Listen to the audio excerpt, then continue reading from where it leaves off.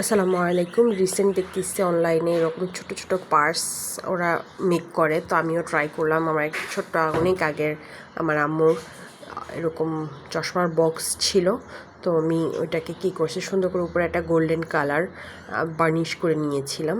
Varnish না, colour লাগিয়ে নিয়েছিলাম। ওইটা আমার খুব পছন্দ হয়েছে। পরে এই যে গোল্ডেন কালার লাগানোর পরে এই যে পরে ভেবেছি এটাতে উপরে ফিতা দিব, মানে হ্যান্ডেলের জন্য কিছু দিব। পরে এই যে উপরে কি করলাম, কি স্টোন বসাইছি। স্টোনগুলো ভীষণই এক্সপেন্সিভ।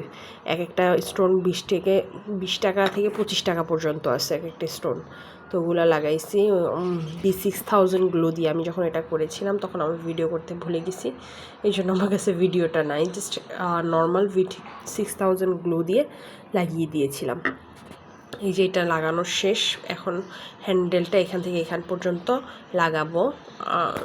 হাতল যেটা হয়, হাতলটা এখন আমার হাতের হলো সেম কালার গোল্ডেন স্টোন নাই দেখে পরে এই যে এই কালারটা দিয়ে, এই যে এই কালারটা দিয়ে আমি সুন্দর, এই কালারটা আমি এক্সট্রা কিনে এনেছিলাম। 2টা কালার লেগেছিলো আমার কভার করতে, মানে 2টা কৌটা লেগেছিল আমার কালার কভার করতে। পরে এই যে আমি ধরে আছি, আমার বোন সুন্দর করে কালার করে নিচ্ছে। বেশ ভালোই, মানে 2বার কোট করতে হয়েছিল সুন্দর মতো ফিনিশিংটা আসার জন্য। প্রথম এক কোট দিয়ে তারপর শুকিয়ে রেখেছিলাম, পরে আরেক কোটে সুন্দর করে ফিনিশিংটা দিয়েছি। সুন্দর করে কভার হয়ে গেছে, যাতে মানে 2 কোট না দেওয়া পর্যন্ত জিনিসটা কভার হতো না।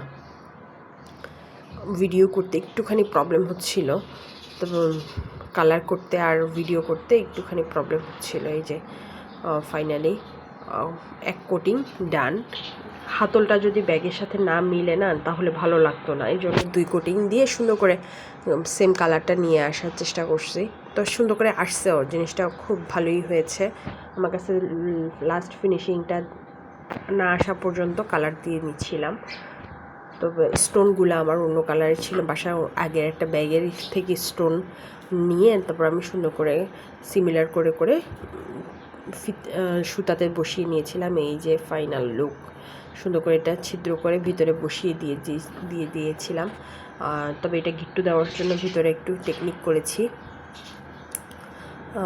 এই যে ফাইনাল ফিনিশিংটা আমার বেশ খুব ভালো লেগেছে। মানে এতক্ষণ দেখে মনে হচ্ছিল না এটা একটা চশমা বক্স, বাট না, এখন মনে হচ্ছে না। এই যে এটা যখন ভিতরে গিট্টু দিয়েছি তখন আমি ভিতরে একটা এরকম পার্ল অ্যাড করে তারপরে এই গিট্টুটা দিয়েছি, তাতে সুন্দর করে গিট্টু আর খুলে যাবার কোনো সম্ভাবনা থাকবে না। কেমন হয়েছে, কার কাছে কেমন লেগেছে অবশ্যই আমাকে জানিয়ে যাবেন। আল্লাহ হাফেজ।